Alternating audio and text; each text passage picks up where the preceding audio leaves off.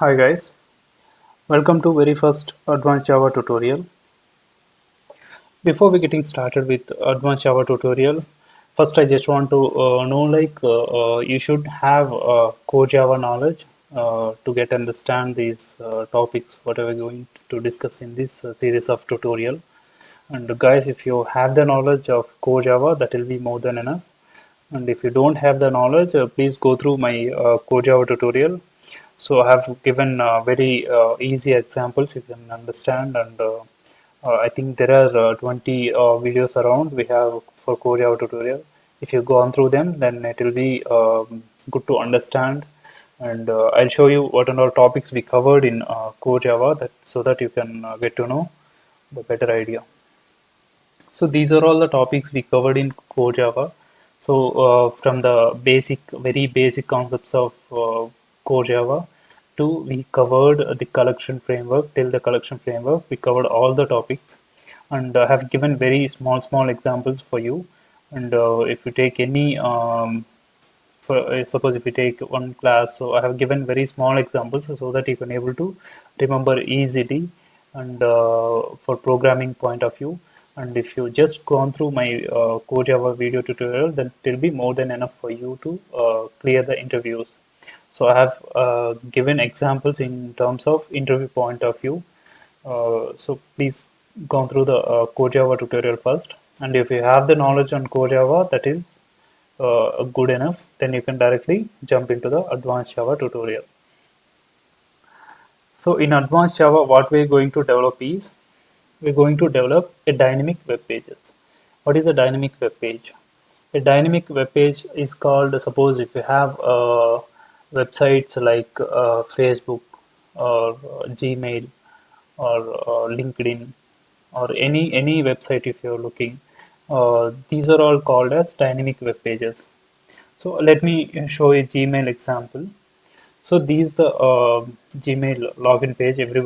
Everybody knows this, and so it is expecting one email address. If you enter and if you click on next, then it will ask for password. Then if you give proper credential, then it will actually take you to the home page of Gmail. So it means in your it will take you to the inbox of Gmail of your emails. Whatever the emails are there in your email box, it will show you. So if you give wrong credentials, it will actually throw error. Suppose if I give test_test.com, if I give some wrong email ID, then what it will tell? It will show you some error saying uh, maybe this is available. If I give test some password, see it is telling wrong password. Try to click on to forget password or reset. So these kind of options it is showing, that it is having special symbols like show password and all. So these are all the different options it is having. This is called as dynamic page. What it is doing is they actually taking inputs from you, then it checks in the database, then it will return you the results. If it is if you give right credentials, then it will actually take you to the inbox. If you give wrong credentials, then it will show error messages like this. So developing these kind of applications and is possible with advanced Java topics. What and all we are going to cover. So we'll be having our own URL like accounts.google.com. Our own URL will be having, and we can see each detail, what and all these values and all we get to know when we are working in advanced Java topics.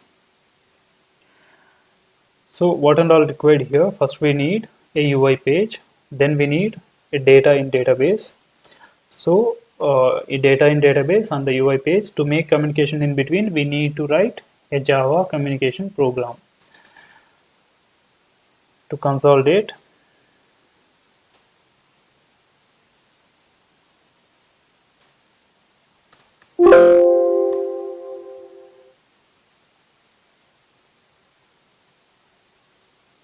we need UI and database and what is that?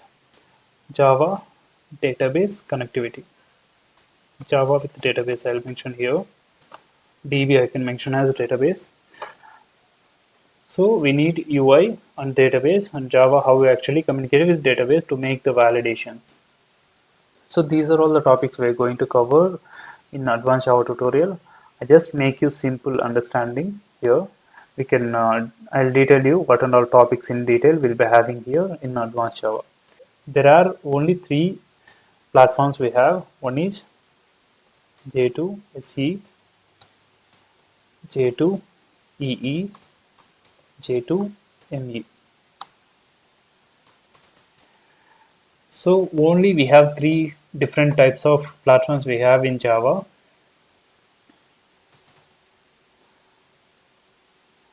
One is J2 SE and J2 EE and J2 ME. So then why it is calling us, what is the advanced Java here and why it is calling?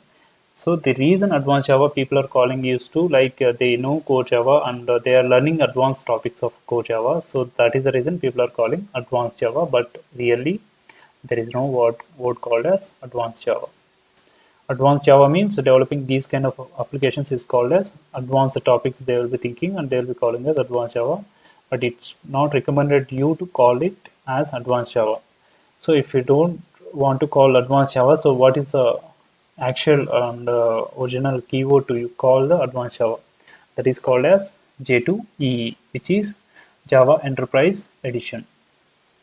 As I mentioned, we have only three platforms in Java. One is J2SE, J2EE, and J2ME. J2SE is called Java Standard Edition, which is called as your core Java.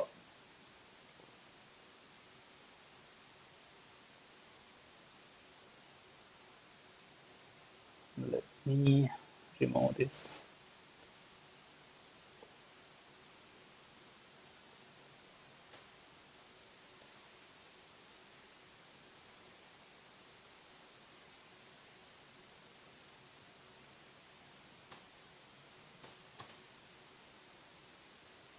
So what is J2SE is called as core Java, and J2EE people are calling as advanced Java. What about this? Advanced? No. This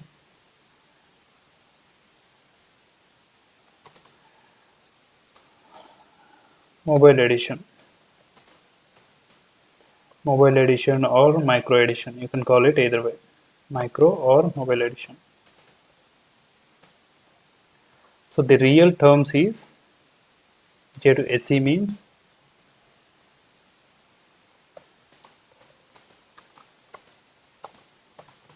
Java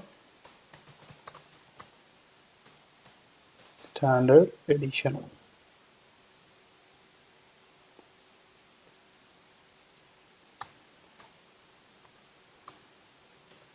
J2EE means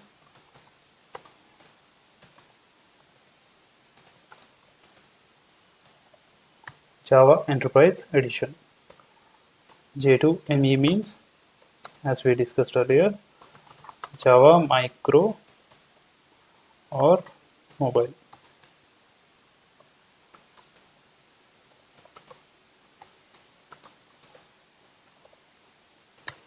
So I prefer you to call